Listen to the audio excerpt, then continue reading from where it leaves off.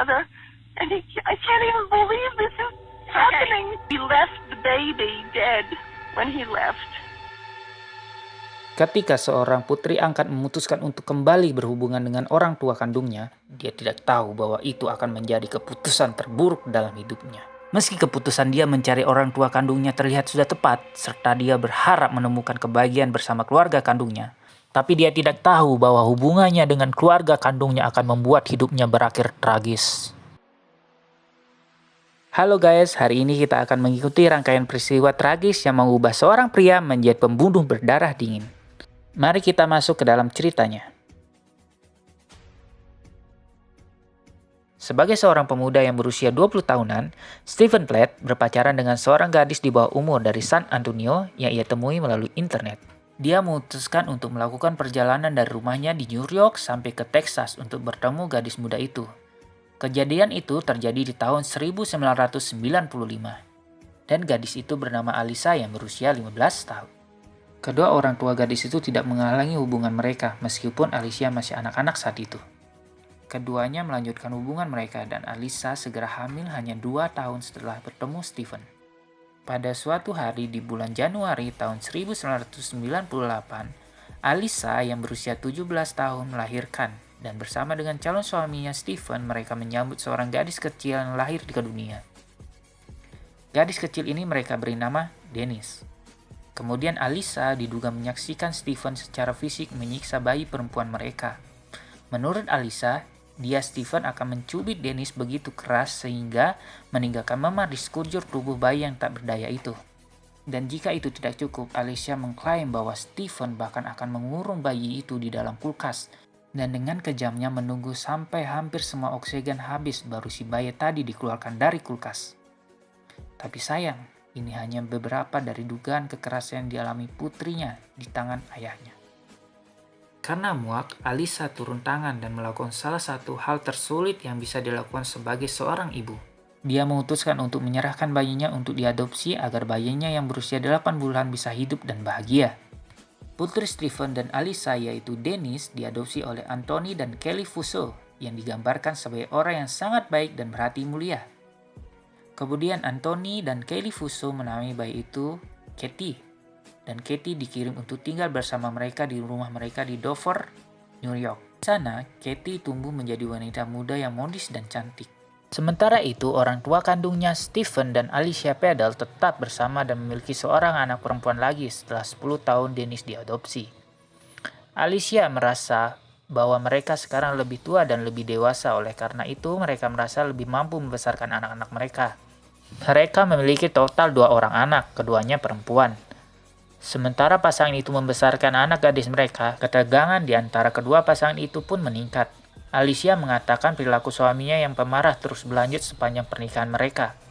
Alicia mengatakan Stephen akan menghancurkan barang-barang di rumah ketika dia marah dan melubangi dinding dengan pukulannya.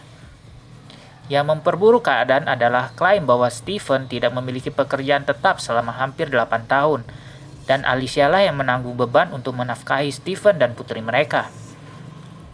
Ketidakpastian Stephen menyebabkan kekhawatiran besar bagi istrinya. Alicia kemudian menggambarkan karakter Stephen dan suasana hatinya yang sering kali tidak bahagia.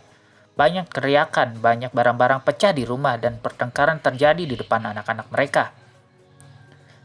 Kembali ke Stephen dan Alicia, ketika mereka menerima notifikasi di akun media sosial mereka, ternyata itu dari anak sulung mereka, Katie, yang kini berusia 18 tahun. Katie mencari ke internet untuk membantunya melacak orang tua kandungnya dan berhasil menemukan mereka. Setelah beberapa kali chattingan dengan orang tua kandungnya, Katie mengubah rencananya untuk belajar seni di perguruan tinggi. Sebaliknya, dia pindah ke Jericho, Virginia untuk tinggal bersama orang tua kandungnya dan adik perempuannya yang baru dia temukan. Orang tua angkat Katie sebenarnya tidak setuju dengan keputusan Katie, tapi mereka mencoba ikhlas dan menganggap Katie sudah cukup dewasa untuk membuat keputusan sendiri. Ikatan keluarga pun terbentuk antara Katie dan kedua orang tua kandungnya. Tetapi kedatangan Katie hanya akan membuat pernikahan Stephen dan Alicia semakin buruk. Perilaku Stephen berubah setiap kali dia berada di dekat dengan putrinya Katie. Alicia bahkan mengatakan bahwa Stephen berusaha membuat dirinya terlihat lebih muda dengan mencukur jenggot dan mengganti pakaiannya. Melihat hubungan antara Katie dan Stephen agak di luar batas, Alicia pun merasa perlu untuk mengatakan kepada Katie kekerasan yang dia alami di tangan ayahnya ketika dia masih bayi. Tapi pemberitaan itu tidak ditanggapi oleh Katie. Sebaliknya, Stephen dan Katie semakin dekat.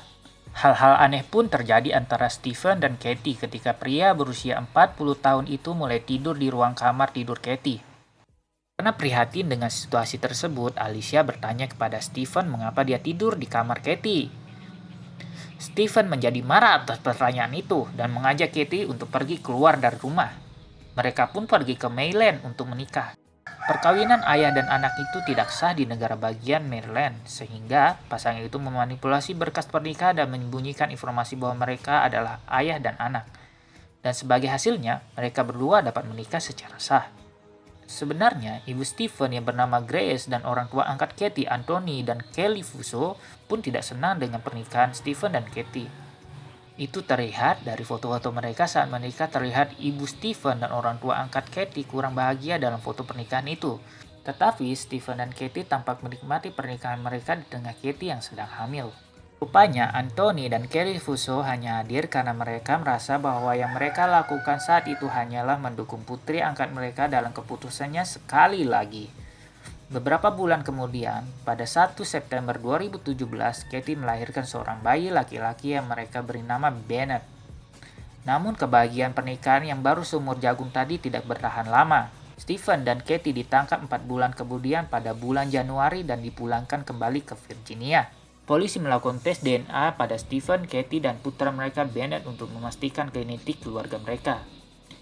Keduanya secara resmi didakwa insest dan persinahan, karena mereka memang benar-benar ada hubungan keluarga antara ayah dan anak. Tetapi di pengadilan, pengacara Stephen Peddle mencoba membenarkan pernikahan yang melanggar hukum dengan menjelaskan bahwa kasus ini adalah tentang seorang gadis berusia 18 tahun yang muncul di depan pintu seorang pria berusia 40 tahun yang sedang melalui masa-masa sulit dengan istrinya. Mereka memiliki ikatan karena mereka terkait secara biologis, tetapi mereka tidak pernah mengenal satu sama lain sebelum mereka melakukan hubungan seksual. Dia sangat jatuh cinta kepadanya sedemikian rupa sehingga melupakan masalah mereka tentang terkait secara biologis. Stephen mampu mengirim jaminan dan dibebaskan lebih dahulu. Hakim memerintahkan dia untuk tidak meninggalkan negara bagian Virginia dan tidak berhubungan dengan Katie lagi. Namun pengadilan tidak menolak akses Stephen ke putranya Bennett, yang ditempatkan dalam perawatan ibu Stephen sendiri yaitu Grace. Meninggalkan anak laki-laki itu dengan ibu Stephen yang berusia 17 tahun digambarkan oleh Alicia sebagai kesalahan yang begitu fatal.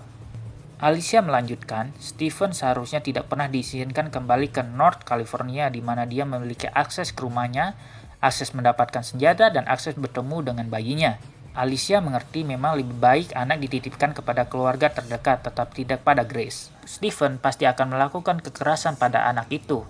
Dan ibu Stephen, Grace, pasti tidak bisa melakukan apa-apa jika terjadi sesuatu karena Grace sudah tua. Katie pun juga kemudian dibebaskan dengan jaminan dan juga diperintahkan untuk tidak berhubungan dengan Stephen. Kemudian Katie memutuskan untuk pindah dan kembali tinggal dengan orang tua angkatnya di New York. Namun, Katie melanggar perintah yang melarang mereka saling berhubungan. Tapi Katie tetap menelpon Stephen dan mengatakan kepadanya bahwa dia ingin mengakhiri hubungan mereka. Sehingga membuat Stephen patah hati. Stephen tidak mau menerima kabar itu dan Stephen pun sangat marah. Pada 11 April 2018, Stephen pergi ke rumah ibunya untuk menjemput putranya yang masih bayi Bennett.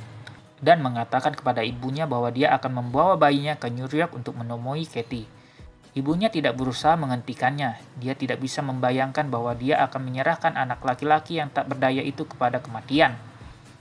Stephen membawa bocah itu ke rumahnya di North Carolina, di mana dia mencekik anak itu dan membiarkan tubuhnya yang mungil dan tak bernyawa terkurung di dalam lemari. Ini hanyalah awal dari amukan dari sang pembunuh Stephen. Dia meninggalkan rumah dan melanjutkan mengemudi sejauh 600 mil sepanjang malam ke New York, di mana dia telah merencanakan untuk menemui Katie. Pada dini hari keesokan harinya, Stephen tiba di rumah Anthony dan Kelly Fuso.